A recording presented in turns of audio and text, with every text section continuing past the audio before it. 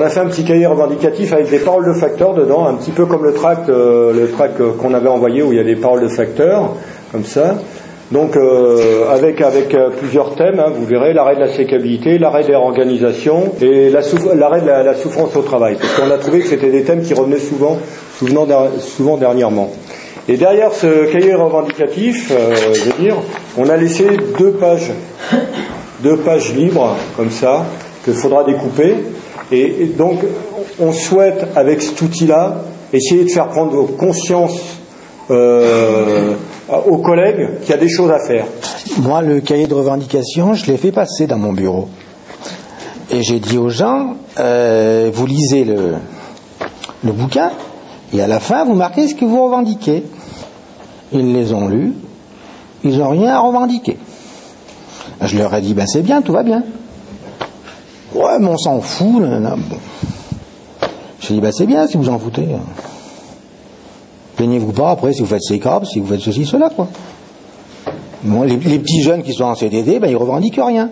Même pas d'avoir un CDI, tu vois. Je ne sais pas comment mobiliser les gens, même s'ils sont mal, même s'ils vont au boulot la peur au ventre, et ben avant qu'ils fassent le pas vers une action, même de dire vraiment, simplement de dire les choses, je ne sais pas si c'est encore gagné, quoi. Les gens en ont de plus en plus marre.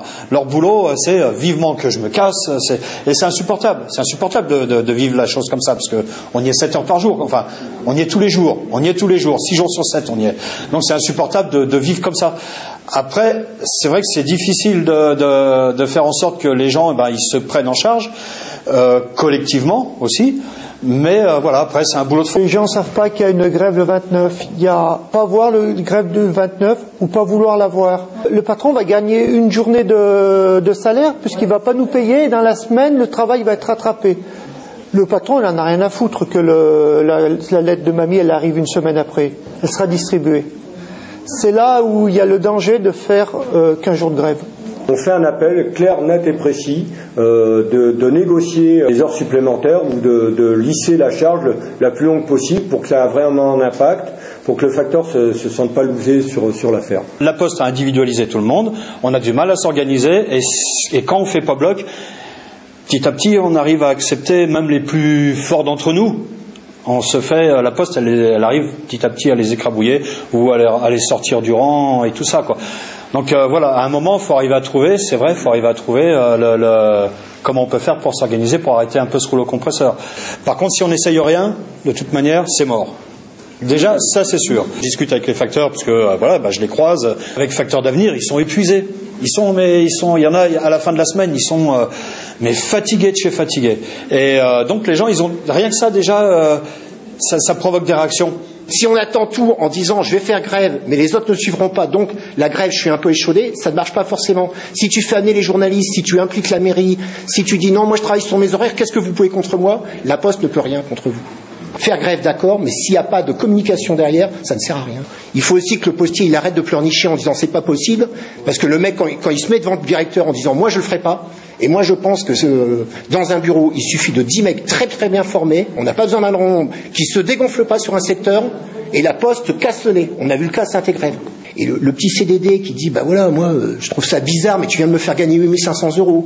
Je trouve ça bizarre, mais mon procès pour harcèlement, il était bon. Je trouve ça bizarre, mais la notation, tu n'auras pas 2 fois, parce qu'on va perdre en tribunal administratif. Ça marque plus les esprits. Parce que là, on est dans une phase où on a l'impression de jouer en défensif. La hiérarchie, on va dire du siège ou je sais pas quoi, pour moi, elle intègre dans ses calculs les jours de grève. La Poste, là, vient de provisionner de l'argent parce qu'ils savent très bien qu'ils vont perdre des procès. Mais ils veulent passer en force, ils en ont rien à foutre parce qu'ils savent très bien que ça sera de toute façon à la marge, parce que les procès ils sont qu'à la marge et que de toute façon ils vont continuer à avancer. On gagne des procès sur les heures supplémentaires. Heureusement d'ailleurs, globalement le projet Facteurs d'Avenir il passe. Globalement, mois après mois, année après année, on recule de plus en plus. Si on est ici en Assemblée Générale, c'est bien parce qu'on espère encore quelque chose. Parce que nous, on n'a pas les solutions. On essaie de créer des outils pour faire du lien. Après, le lien, peut-être que chez toi, il se fait pas, mais peut-être qu'ailleurs, il y aura des prises de conscience. Eh bien, c'est bien ça. Je veux dire, sinon, Pourquoi on prendrait une carte dans un syndicat? Pourquoi on ferait du syndicalisme? Pourquoi on ferait ce genre de choses? C'est parce qu'on pense qu'on peut encore changer les choses. Donc, qu'il y ait des résistances, heureusement qu'il y en a. Sinon, on ne pourrait même pas se réunir. La résistance, parce qu'on refuse de faire, parce qu'on va en procès, parce que voilà. Comment on fait lire tout ça pour mettre un coup d'arrêt? Moi, j'y peux rien, je le dis clairement, il n'y a pas d'autre moyen pour mettre un coup d'arrêt à Facteurs d'Avenir, faire couler Facteurs d'Avenir, que la grève. Demain, on va pouvoir faire gonfler les troupes. Et c'est bien l'objectif. Faut arrêter de se répéter, il faut regarder le verre à moitié plein plutôt que le verre à moitié vide. Et essayer de faire en sorte qu'il devienne complètement plein.